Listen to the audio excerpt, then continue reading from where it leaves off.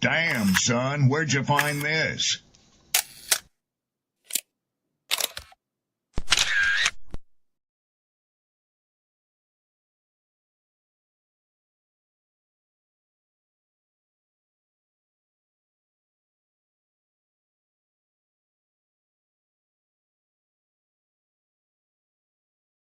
Who taught you to hate the texture of your hair?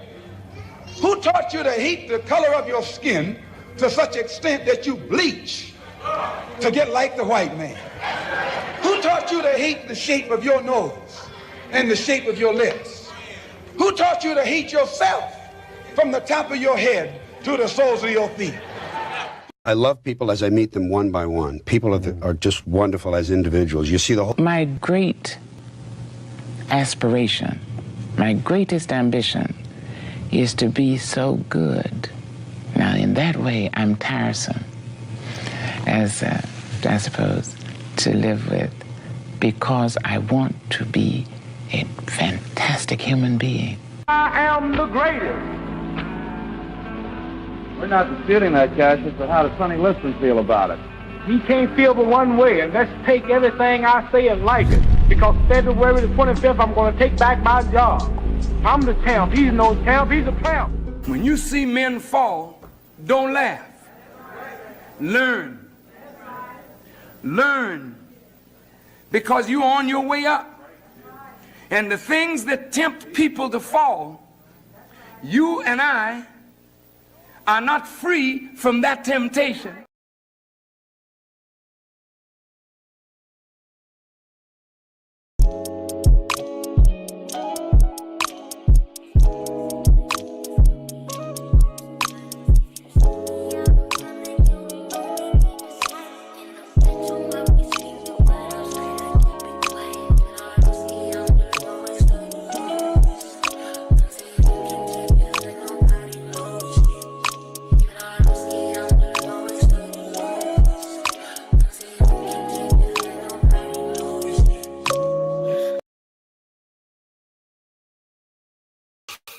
What's good? What's good? What's good? Twitter, Facebook, YouTube, IG, Rumble, wherever you are. Hey, good to be here again. Glory, praise, and honor to the Most High. Friday's right around the corner. The virtual open mic is around the corner. 8 p.m. Eastern Standard Time. Make sure you tap in, join the congregation. I got Sydney pulling up. I got JJ pulling back up. We're going to have us a good old time, close out the week with some good vibes, some good energy, nothing ridiculously out of pocket. It's just me, you, and audience and some spoken word, man. I always enjoy them segments, man. Always enjoy them. I don't know where they are right now, but if you're seeing this, thank you. Appreciate you for all that you do.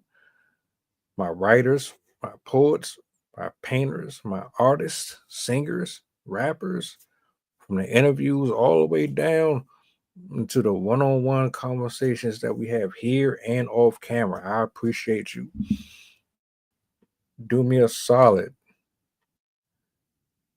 Let me bring this up real quick. Everything that you need to know to stay in contact. The Twitter, the handles, the Twitch handles, everything is here. So if you got topics, you got questions, you got comments, you got concerns, you got things on your heart that you don't have answers to, you're having discussions with people online, you're going back and forth over stuff that you ain't getting no real resolve to, present it to the panel. We'd love to take on these cases. Absolutely love to. Jason in the building. I'm gonna bring him up. I'm interested in this particular subject. I try my very best to tackle different things that I never really had much experience in, or maybe I have had experience in, and I just want to share my thoughts on it. So do me a solid, like, share this out, repost it, let the people know we are live. I'm gonna bring him up, and we're gonna get the show started. Jason, what's going on?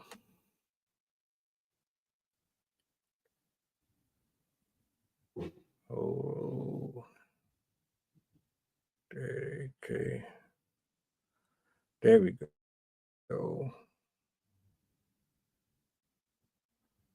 Oh, let's see. There we go. That's me. That's my bad. Like I said, you're good? touching What's on good? You're touching on my jam right now. This is kind of my bread and butter right here.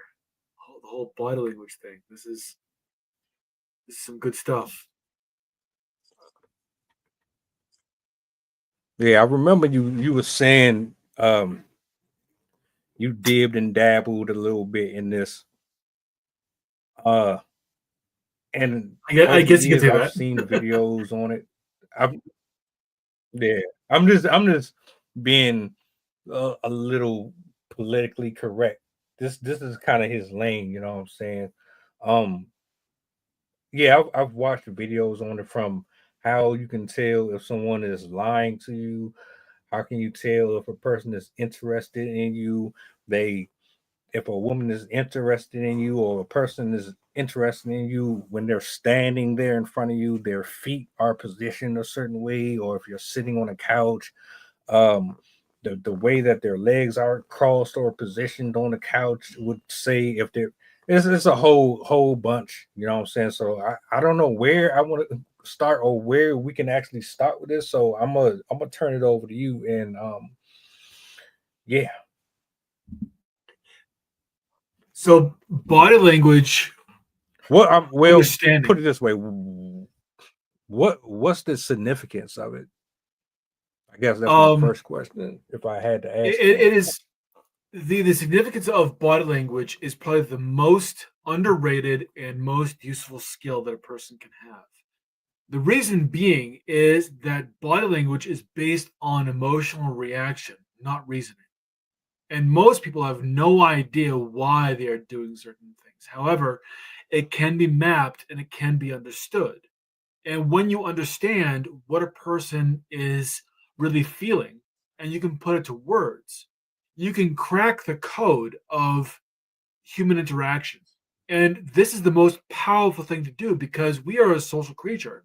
We rely on each other for not only survival, but also to thrive. And if you can understand the meanings behind why a person does what they do, and you can create a connection between that and you've basically short circuited the whole connection process. You have hacked what it takes to create trust with another person, and with trust comes vulnerability and access of all kinds, regardless of. And it really depends on what you want to do with it, but it really is one of the most useful skills that a person can develop.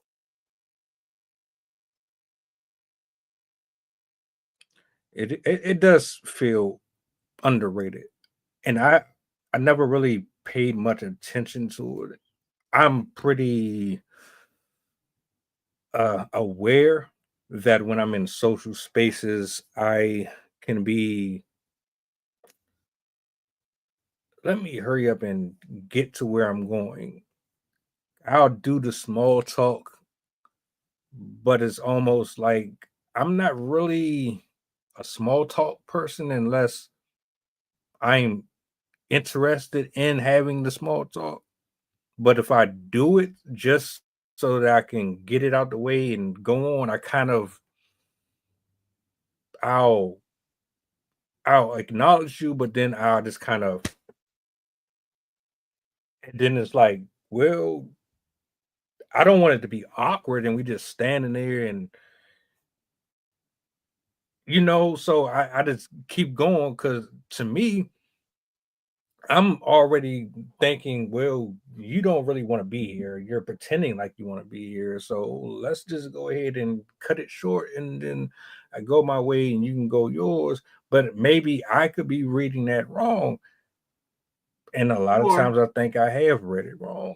Where someone will, yeah, and I can admit to that, so So let me paint a picture to you as to what's really going on when you paint a scenario, because there's so much subtext that gets lost. You say that you don't like small talk, but small talk is how people really meet each other out, METE, meaning that they really begin to understand, or they suss out who a person really is through their small talk. And the initialization of creating that understanding of, can I trust you? Are you someone worthy of me opening up to? But most people don't understand how to use small talk. They use it as just the filler, and it creates an awkward silence because the question becomes, well, where do we go from here? Well, I don't know.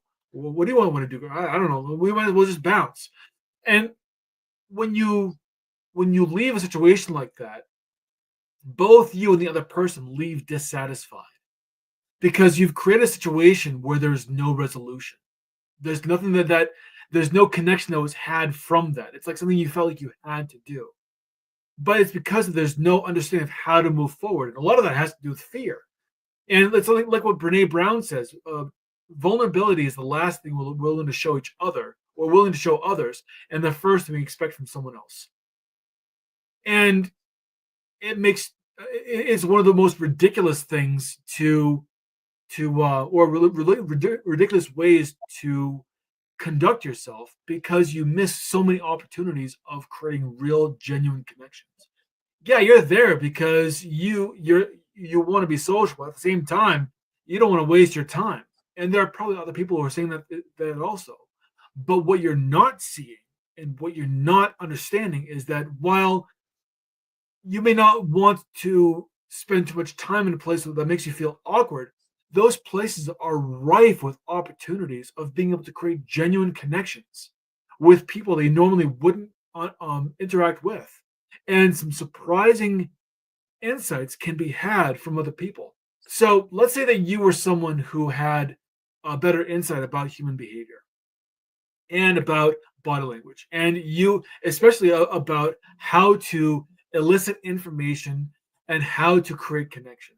So you talk with someone, you start with a small talk, and then you just make a comment, and you make a comment that someone is going to resonate with, and so then they begin to open up, they begin to laugh a little bit, they begin to relate with you, and so you use that as a way of being able to probe a little bit deeper, and you do this layer by layer, where you start with the surface stuff, you go a little bit deeper, make sure that you both are comfortable with that, then you go a little bit deeper, make sure you're comfortable with that, and before you know it, you're having some deep conversations with this person, man or woman, it doesn't matter, and you're able to really have some really great dialogue back and forth, where you're beginning to understand what you both value, what you both really cherish, and the things that kind of drive you, the purpose and the expectations that you have from yourself and others, from yourself and others. And this provides a great opportunity to understand how you can work together if it's possible, or how you can create more connections that develop into other things. There's never such thing as a useless interaction, only a wasted one.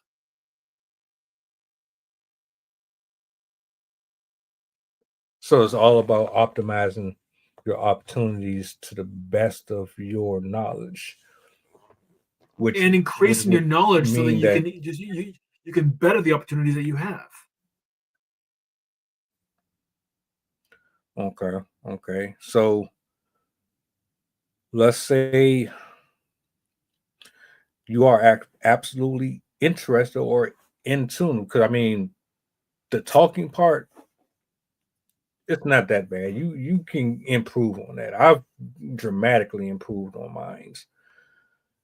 However, let's say you are more invested in the communicating, but as you're examining the person, looking at the facial reactions, looking at how they're standing, things like that.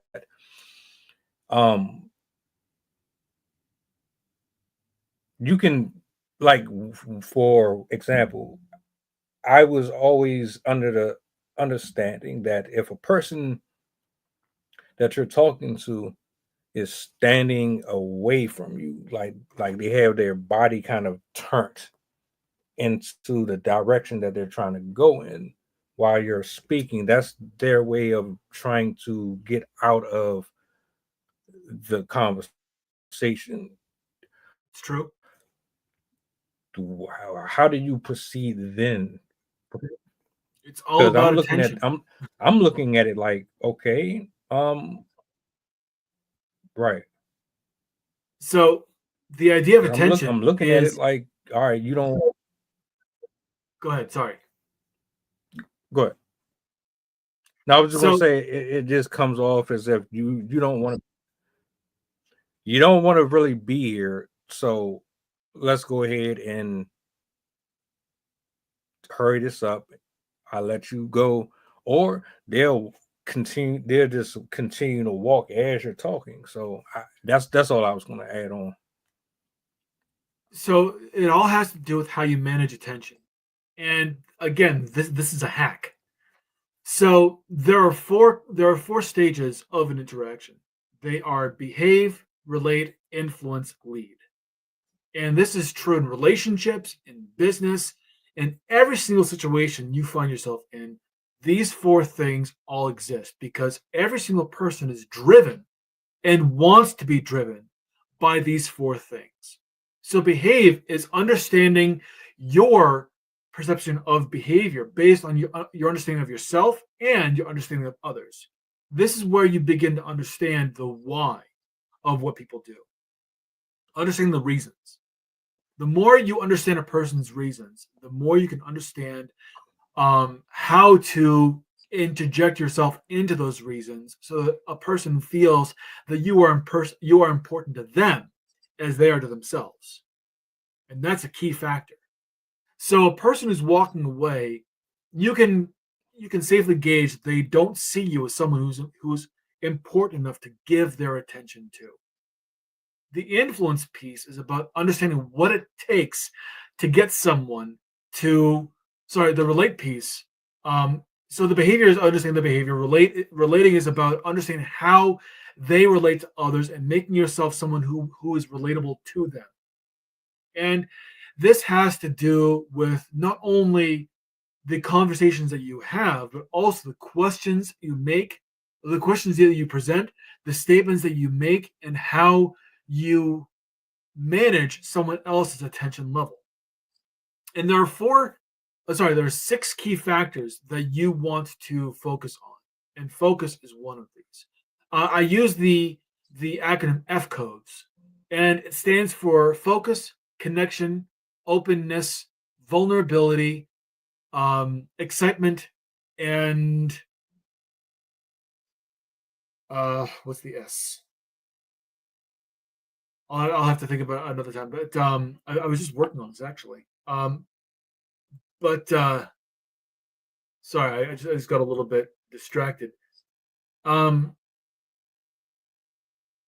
you're able to operate in a way that gets people wanting to open up, then you're able to really gain their attention. And their attention of you is going to depend on how you work your environment. And this is the influence piece. So influence has to do with 3 key factors: your confidence, your responsibility, and the authority that you evoke from others. And whenever you are in a position of leadership, and all leadership is self-leadership, so every person has the ability to lead. They lead themselves and they inspire others to lead in the direction they're going.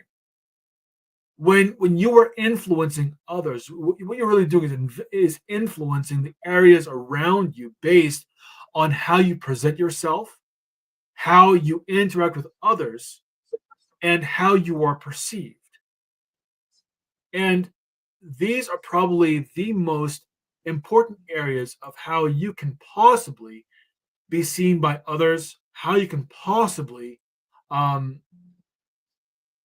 be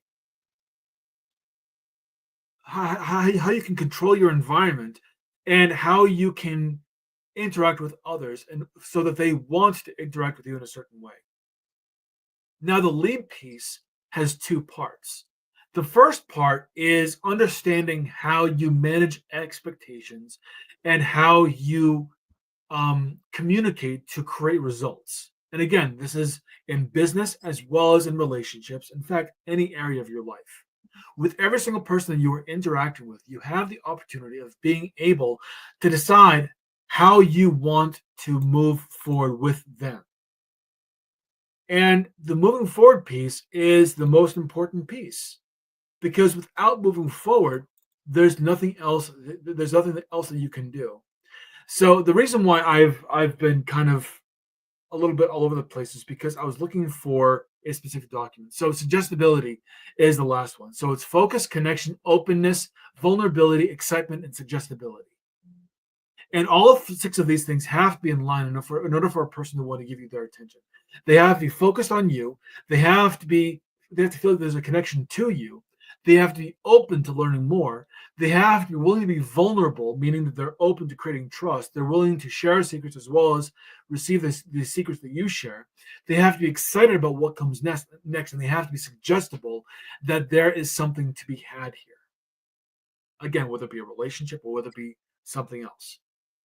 And once you have that, then you work on the influence piece. And like I said, this is about your authority, your confidence, and your responsibility.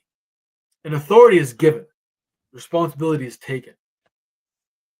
So once you have those things in mind, then you can command people's attention, and you command their attention through understanding how to talk with them, how to interact with them in a way that makes them excited to interact with you. And the way that you do that is through a practice that I call RAR, which is react, ask, relate. And so you are reacting to what they say, you are asking them questions in order to calibrate how to proceed, and then you are relating that to you and them, so they want to continue moving forward. And that's the way that you are leading the conversation. They feel like that you are just responding to them, but you're actually leading the conversation in a certain way. And this is how you create the outcomes that you want. But you can't do this if you are unaware of how to drive conversations and interactions. And understanding human behavior and understanding body language is all about understanding how to create these hacks in order to become someone that other people find interesting. When you understand these things, you become the most interesting and the most powerful person in any room, because you have the power of being able to influence how people behave, how they react around you, and how the moments unfold.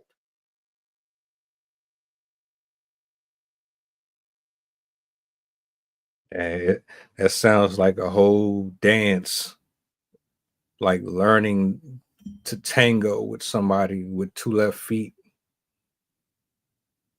I understand what you're saying, because the only person with 2 left feet is you.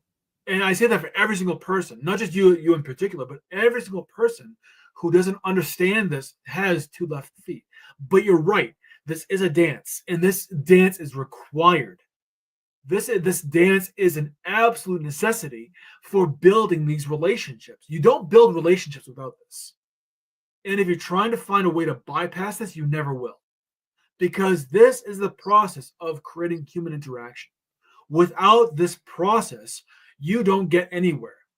And you are the one who's left without. The person who has opportunities wasted is the person who's left without the opportunities.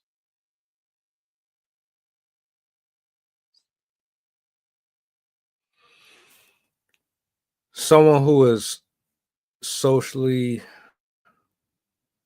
awkward or more or less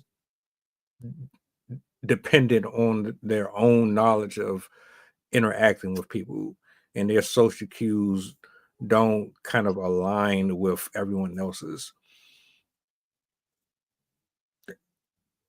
What would you suggest to them to better read the room?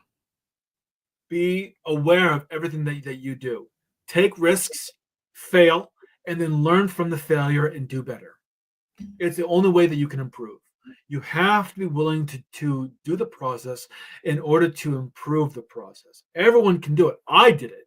And I was one of the most awkward kids that I ever knew of. I was awkward, I was obnoxious, and I was just plain. I was not a pleasant to be a pleasant person to be around when I was younger, because I was an arrogant little shit, and I thought I knew everything. And then time and time again, I was proven wrong that I didn't know a damn thing. And I had to have some humble pie in order to really step back and begin to analyze and assess everyone around me, how they interacted with each other, because obviously the way that I was doing it was wrong. But the only way that I could learn was to put myself in those situations, fail, and be able to learn from that failure and keep moving forward. If you fail and then say, "Oh, this isn't for me," you're doing yourself and everyone else a huge disservice. You have to be willing to fail. You have to be willing to learn, because through the learning, you become better. No one is born knowing how to do this right off the bat. Well, not knowing, but very few people are born knowing how to do this. More people are awkward than not, especially in today's society. We have a plethora of people who just don't know shit about human interaction, and it shows. And it's becoming worse and worse because no one's trying.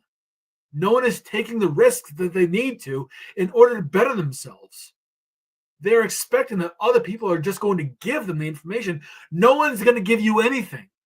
You have to be willing to try. You have to be willing to fail. Embrace the failure, because it's going to happen anyway. You're either going to fail because you are learning, or you're going to fail because you are quitting. If you fail because you are quitting, then you are not going to grow, and you're going to die in the same way in which you lived your life.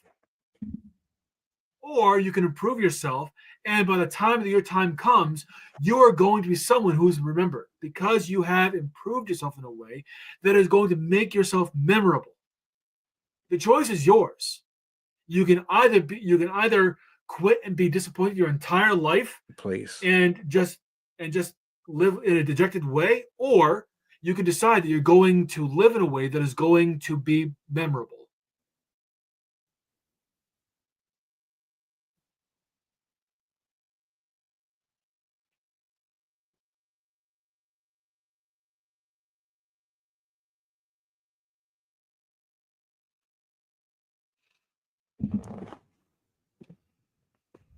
I think a lot of people don't try because no one likes rejection. Who gets rejected more than men? And we've seen a huge increase in men, especially not wanting to go that extra mile to try to get your attention or ask you out or whatever the case may be, because a lot of women, they only want your attention so they can reject you, so that they can get a certain type of satisfaction from turning you away. But I know there's telltale signs there that will let you know if a person is letting their guard down, so that you can actually be expressive to them without fearing the possibilities of being rejected. So, like, example, if I'm walking down the street, the young lady is walking the opposite direction towards me. We lock eyes for 2.3 seconds as we're approaching, and she quickly switches her eye back to her device or facing forward. That kind of tells me or it gives me the impression, don't say nothing to me. Now, if there's a little more time spent on that eye contact, that would give me the impression, okay, I can approach, I can say hello, you know. I'm looking at how fast you're walking. Are you trying to hurry up past me and get to where you're going, or is it a slow, steady pace? I think there's a lot of interpretations that come with just movements itself. So how do you feel about choosing signals? Do you believe in choosing signals? Are they real clear? Because I've heard that women say that it's pretty obvious that when they are showing interest, they make it known. But a lot of men are not convinced that this is as accurate as you say it is. Oh, it's extremely accurate, but there's a lot of context that has to go into it. And when a person says that they're interested, they might say that they're interested, but if their body language doesn't match, then it doesn't matter how interested they say they are. The body language is what you pay attention to. So I'm of the mind that travel is one of the hardest ways of being able to connect with someone, especially if you're going in two opposite directions. If you go in the opposite direction of someone that you think is fine, but it is really just on their way to somewhere else, it makes no sense to try to interrupt them because you're going to be seen as a nuisance. Unless there's a good reason for you, or there's a strong enough reason for you to interrupt them and for them to stop. But it has to be a good enough reason because they probably have an idea of what they want to get done. That's fine. Okay, cool. I don't really interact with people when they are traveling in the opposite direction of me. I will interact with people if I'm on a public transport and there's other people there that I can connect with. Absolutely. We're all just kind of sitting there waiting to get to our next stop. So communication in that place is very valid. The social interaction, like either a house party, a bar, a nightclub, these are great places to interact with people. And these are the most underutilized places to actually create this kind of interaction. Now, as far as signals for attraction, these are things that you can manufacture, or that you can inspire others from others, as well as things that you can read from others. And I've gotten very good at this. I've gotten very good at seeing the signals that show attraction, and then being able to, especially before I was married, I was a terrible dog during my 20s and early 30s because I got so good at reading signals that I was like, yeah, okay, why not? Let's exploit this a little bit. And then I broke a few too many hearts, and I felt like shit, and I just stopped doing it. But anyway, it's not hard to really understand when there is attraction, but understanding how to use that. I think this is the thing that men really don't understand all too well, and it's their responsibility to become better at. Because if a woman shows that she is attracted, she's making the eyes. That's one thing, but you need to confirm that. You can't just use one signal and say, "Oh yeah, let's find out how I can go to her place." It doesn't work that way. So if they're making eyes at you, great. So now you want to figure out, first of all, what is it you want to get out of this interaction? Are you looking for a long-term commitment, or are you looking for a long time? Or are you looking for a good time? Or are you looking for a good long time? I guess it would be the third option. But you have to know what it is that you want from that, and what they're looking for from that as well. And that's something that you can do that you can figure out through communication. And as you see that her interest is increasing, meaning that you have her focus, you have the connection between you two. There's a lot of good and back and forth where the chemistry is really good. She's she's open, meaning that she's able to share, and she's beginning to share a little bit of vulnerability. There's excitement there between the two of you, and she is suggestible about things moving forward. Know what it is you want to get out of this. What is it you want to come from this? And as a guy, you have a lot of power here. I don't think men understand how much authority they have in the relationship building process. Because you can decide whether this person is for you or not. The moment the men become desperate for a connection is the moment they lose. A desperate man is a foolish man. It's only when men decide that they're going to act from a place of purposefulness. They're going to be very purposeful in their interactions with another person, especially a woman that they are interested in, that they have real power in what goes on in that relationship. And as they continue to demonstrate that purposefulness, they begin to lead the relationship where they want it to go. And if it's not someone that is going to honor the boundaries of that relationship, it's in his best interest to cut bait and run.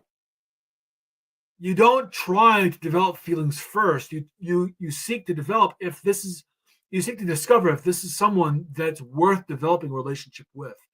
Then emotions come into play. I think we've got it backwards. We're trying to lead with our genitals instead of lead with our heads and figure out if the heart can catch up.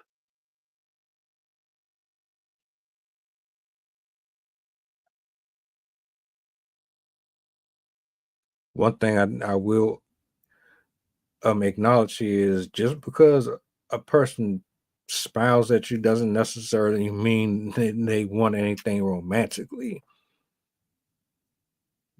If they're being cordial or being nice, that doesn't mean they want to sleep with you. Just one problem that I've noticed is when we misinterpret something, and you said it a few minutes ago, you can say one thing and your body do something else. And oftentimes you're looking at the body gestures and you're confused because of what the words are. Some people are more body language responsive, others are more verbal. So I'm a verbal person. I'm not really a body language type of person. So I'll say something that has absolutely nothing to do with what you're seeing my body do, and you take it an entirely different way. You see what I'm saying?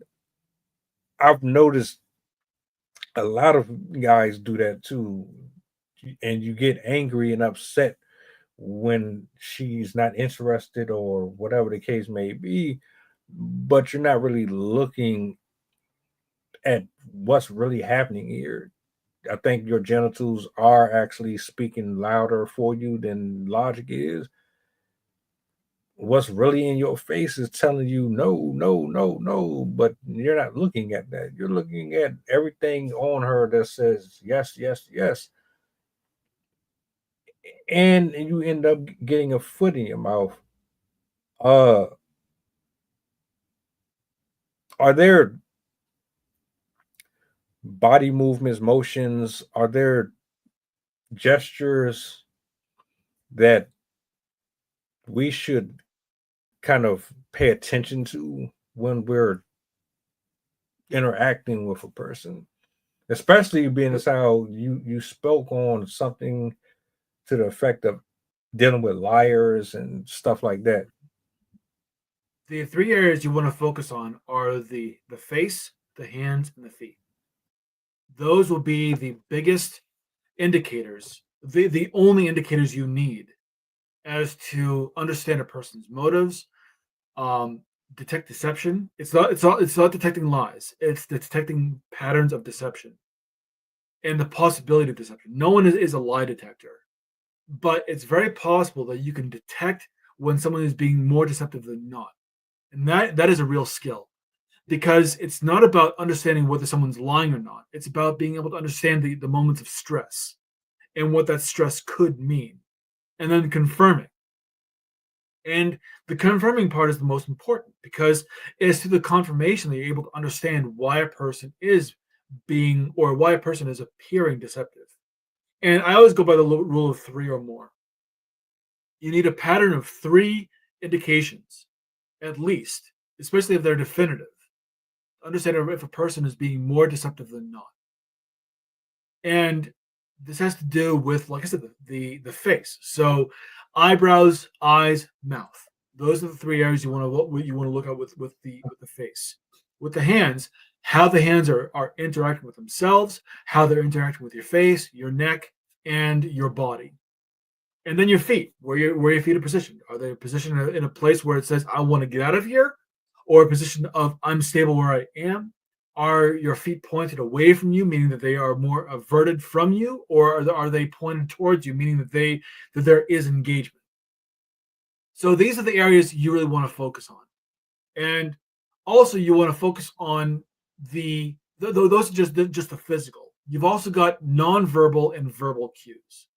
So the nonverbal cues are going to be things like patterns of speech, the volume of speech, as well as their articulation.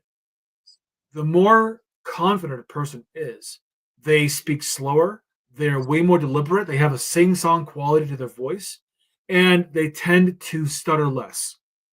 People who are nervous tend to stutter more. That's a clear giveaway with me. If I'm stressed or I'm nervous, I begin stuttering. They begin to talk fast. That's something I also do. And they can sometimes become louder or become way more monotone.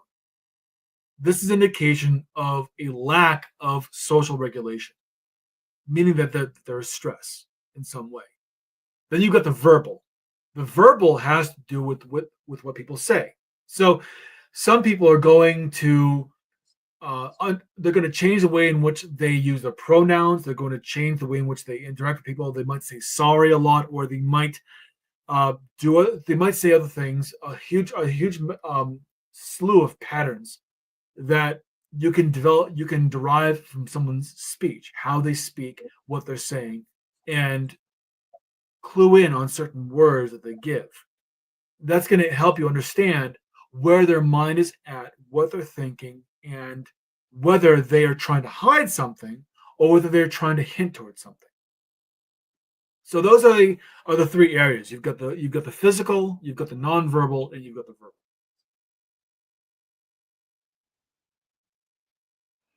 I'm glad you pointed all of those out. So everybody is watching, including myself. I needed a reminder and a refreshing course on all of that. You know, I had a friend that I hadn't had any real physical contact with. I met them on social media. They live like 600, 700 miles away. So I had to use verbal and nonverbal. I had to go an alternative route to pick up on certain things with them, to know if they were happy, sad, if there was any hints of deception, joy, peace. I couldn't rely on eye contact and finger movements and all that, which made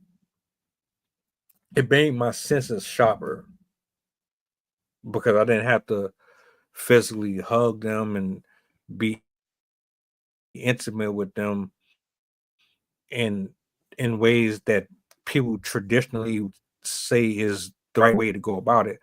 I did it through communicating with them, talking, asking questions, and going back to asking the same question I asked after I heard an answer that didn't match up the first time I asked the question. It was a lot of that, which led to me really knowing them better than they know themselves.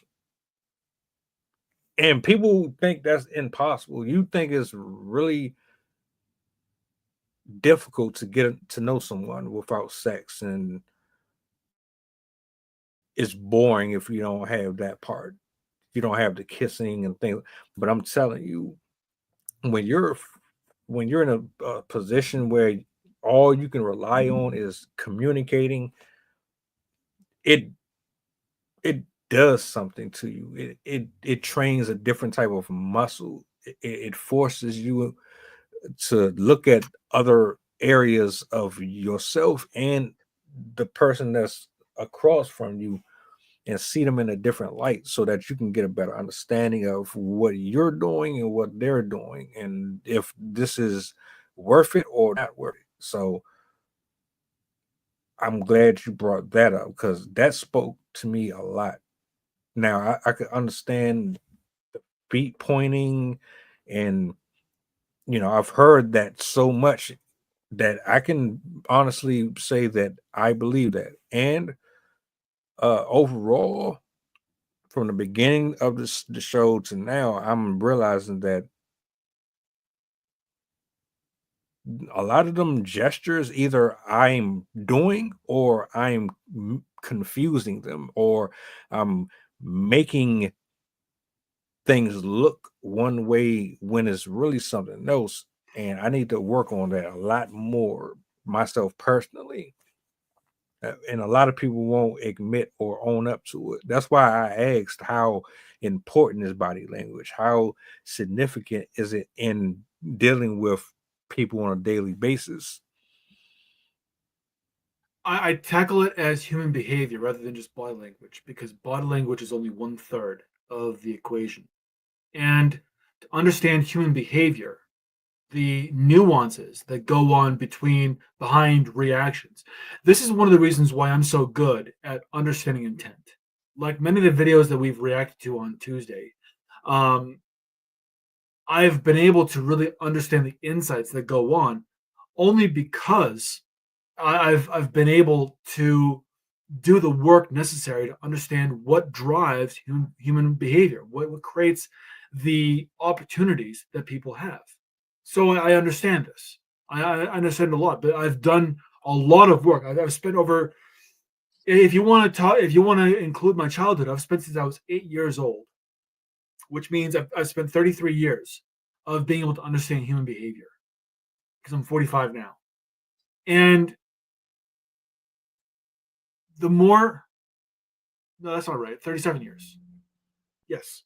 When you understand what drives human behavior, the thing that makes it useful, or the thing that the reason why it is so necessary, it's because it drives all human interaction. And once you understand that and you utilize it in order to create interactions with others, you begin to realize that this is like a cheat code to really get people into a certain state that you want them to be in. And some people call this dark psychology. Some people call it manipulation. Yes, there are some people that use this for maladaptive purposes, for their own personal gain. And they're always short-lived, and they leave people feeling like they're shit or unsatisfied in their interactions because they meant to get one thing and they weren't able to move anywhere else in their relationship because they were focused only on that one thing. And eventually these people dissatisfied.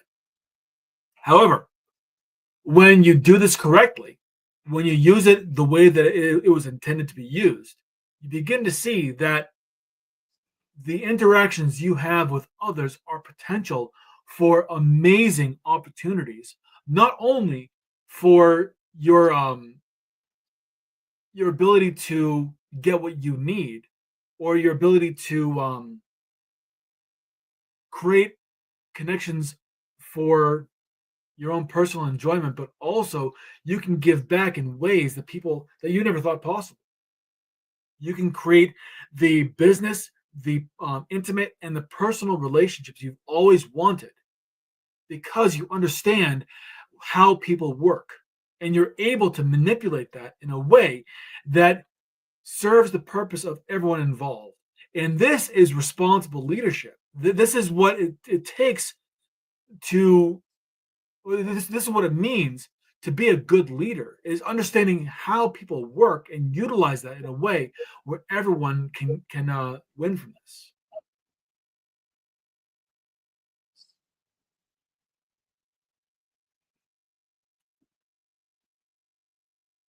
This helps on so many levels, and it explains so much, especially because we misinterpret people all the time, or we see what we want with people all the time, and it's never what you think it is.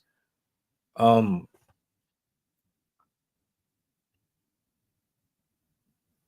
a firm believer in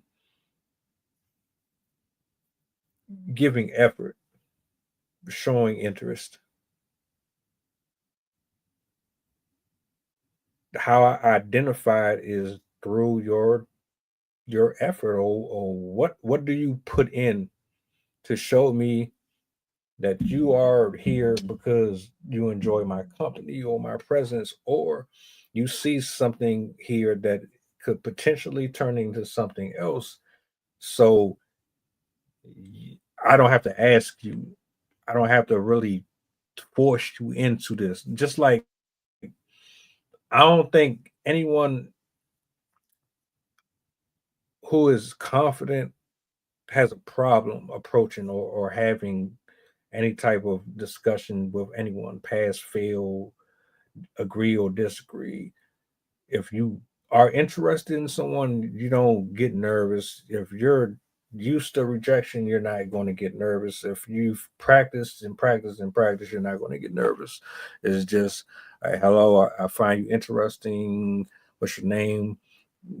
Bring up something about their interest.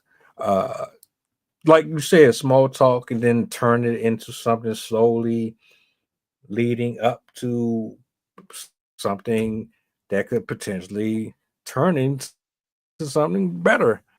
But I mean,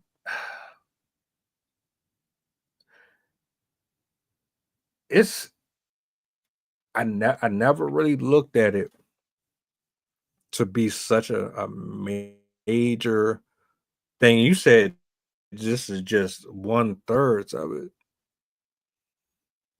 So I guess I got some more evaluating to do. A lot of us got some more evaluating to do. One of the things that I enjoy about this right here is it forces me to humble myself, um, admit that I don't know something, and tap into air because I owe anyone anything to do it, but it's to free myself of shackles that's restricted me from pressing forward through whatever my own, or, and I'm just saying hypothetically speaking, if you have like I give you an example. They're probably not here anyway. They were telling me, or they wrote a post and they were saying, um, they don't have no family or whatever because of them always saying that they're independent and et cetera, et cetera. And then I responded to him. I was saying, well, it sounds like you unknowingly push them away by constantly throwing up in their face that you don't really need nobody. And they responded, yeah, I think that's probably what happened. And this was just through text messaging. I wasn't watching them walking and all that. It was just how they kind of described being independent and not needing nobody. And if you're constantly telling someone that you don't need them, what do you think is going to happen? Eventually, folks are going to say, well, what am I here for? Now, I asked about that. I didn't get response yet. So I guess it's not a real pleasing thing. I would assume it's not a real pleasant situation. I wouldn't want to throw. I know I've done it. I don't want to throw people off or push people away because of social awkwardness or whatever the case may be. I'm just me. I go off of energy. I read energy, and if I ain't really connecting with it, I don't know what to tell you. But her story was different. This is the kind of thing that I really work at, especially with men, helping them understand. If you are trying to just respond, I mean, yes, there are instances where reading a room is really important. But in most cases, in 99% of all cases, a social event is there to be social. It's to socialize. And socialization often leads to something more. But if you feel that there is something that isn't enjoyable about it, most likely you're the reason. It's not because of the room, it's because of you. And by you I mean anyone else anyone who feels that way, who takes that take. You decide on the interaction you want to have with others. And the more you understand human behavior, the more in charge you are of the outcomes that you have, because you are creating those outcomes. If you are socially awkward, honestly, that's a choice. And it's a choice because you are not doing what's necessary to learn more about other people. We have an abundance of information at our hands. There are plenty of places people can go to understand more about what it means to be socially engaged. We have more information now than we have in the last 50,000 years of human development. Probably the last 300,000 years combined. We have more information at our fingertips now than any other time in history of humankind. So to say that you just don't know and that you're just socially awkward, bullshit. You're socially awkward because you aren't applying yourself, because you have not made it a priority to become a social factor in other people's lives. You found that other things are more important. Be honest with yourself. Be honest with other people. Guaranteed, once you become honest with yourself and you start embracing who you are, it's going to create opportunities anyway. But the more that you say, well, I can't do this, I'm not this kind of person, you are a victim. You are allowing yourself to be a victim. And no one enjoys spending time with a victim. They want to spend time with people who have something to deliver, a certain amount of confidence they already have in themselves, regardless of who they are, whether you're an asshole, whether you are a genuine person, whether you are social, whether you are not social. Owning that creates its own gravitational force. The more you own who you are, rather than focusing on who you aren't, you're going to have a much better time interacting with people, because the right people that you want to interact with are going to be there. There's the saying that where your attention goes, energy flows. And if your attention is going towards the things that you don't have, you're just going to be getting more of the things that you don't have, and you'd be continually unsatisfied. The moment you focus on the things that you want, or the things that you know that you are good at, things that you are really focused on, and you celebrate those, and you just really focus your attention on that, on what you do have, on what you are able to do, how you are able to interact with others, you're going to get more of that just by the process of you being that way. Embrace who you are. Embrace your weirdness. Everyone's weird, just at a different scale. So just embrace who you are. And if you want to be better, learn how to be better. Learn how to interact with people. Learn what it means to be socially engaged. Learn what it means to understand human behavior, and then utilize it to your advantage in a way that other people feel that they're being honored while you are engaging with them.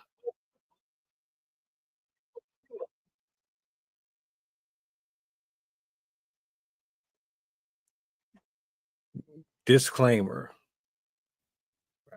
I'm not telling you to change for nobody. What I'm getting from this is to free yourself from anything that's keeping you from walking in your true self. Eliminate the doubts. Eliminate the social pressures that get placed on us to be like another person and just be you. If you are in the comic books, be in the comic books. If you like bugs, be proud of it. If you like the museum, be proud of the museum. But whatever it is, there's nothing to be ashamed of. On top, plus, you want to be your true self because those are the people that you're going to want to have around you too. The ones that's going to enjoy your presence, not someone else's. And then the more you're like into your whimsy and your sarcasm and all, the more that you're into that, you'll be happier. You'll eliminate the majority that's just around because they're just there in the orbit. You're trying to cultivate and curate your path to be in the order that it's meant to be. And I've learned that over the years. I don't have a circle, you know.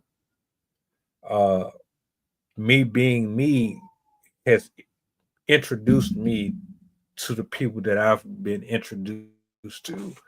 Posting the way that I post. I'm not posting like anyone else. I'm not talking to people like anyone else. I just kind of move to my own beat. If you like it, you like it. If you don't, what do I really lose? You wasn't for me. So,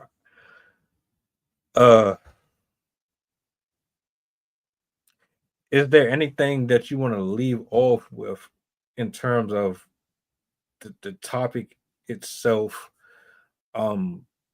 Anything we might have left out, or anything that you want to add in addition to this before we leave? Because I don't want to. I know there's way more to this, but I just kind of want to give them as much as possible within the time frame that we have. So yes, thank you. This is something that I have been studying, like I said, for over 35 years, and something that I've gotten very good at.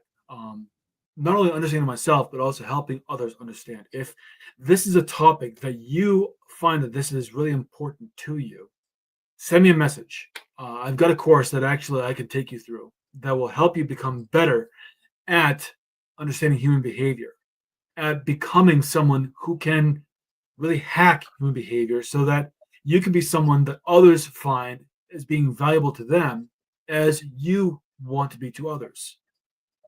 So I have a course for you. Let me know if it's interested. If you've got interest, I'd be more than happy to share it.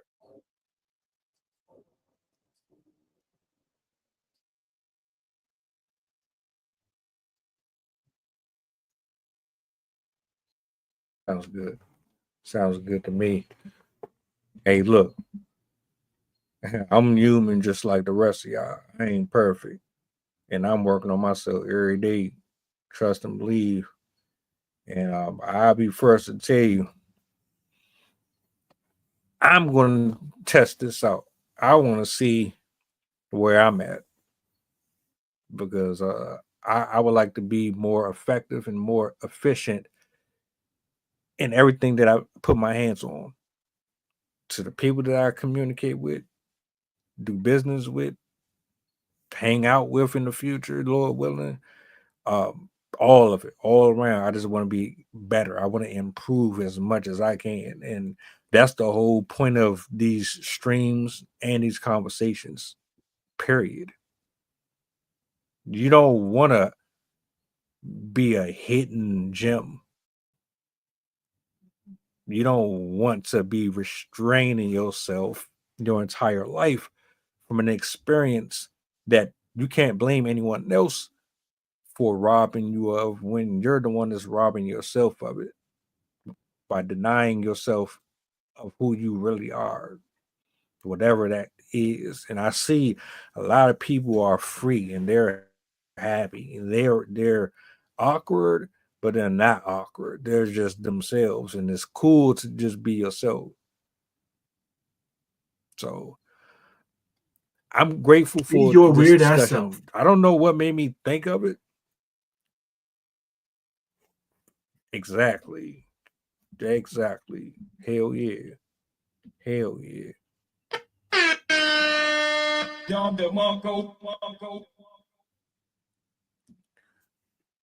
Shout outs to Greg in the building. Everybody who is watching tonight, I thank y'all for hanging out with us.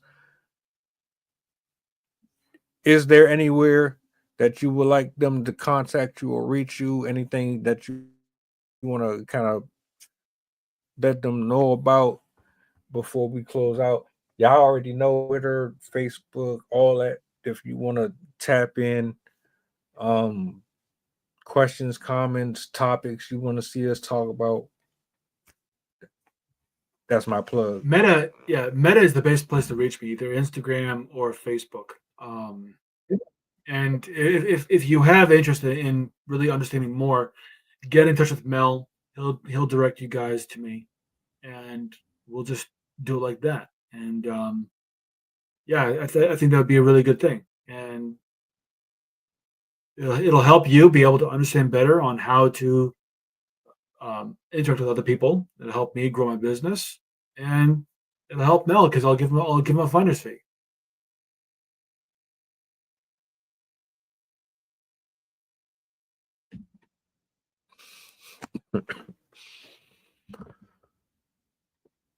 It's all love. It's all love, man. Hey, well, look, we about to get up out of here, man. Do me a solid. Repost, share this out. Somebody might need to see this. It might not be you specifically, but it might be someone else that's going through something. And we're all a little awkward with the body language, social cues stuff. So I mean, what harm is it really going to do? You know what I mean? To spread the word out there. You dig what I'm saying? But we about to get up out of here, man. Shout outs, Greg. Shout outs to everybody that pulled up this evening, man. Y'all be easy. We about to get up out of here. Oh, and just so y'all know, I'm about to drop another reaction video to the Carmelo Anthony case. He was released. The family spending y'all money, and the father pulled up on him, and it's a whole lot. So check that out if you're on YouTube. But outside of that, we off here. See y'all on the Attic Virtual Open Mic tomorrow at 8.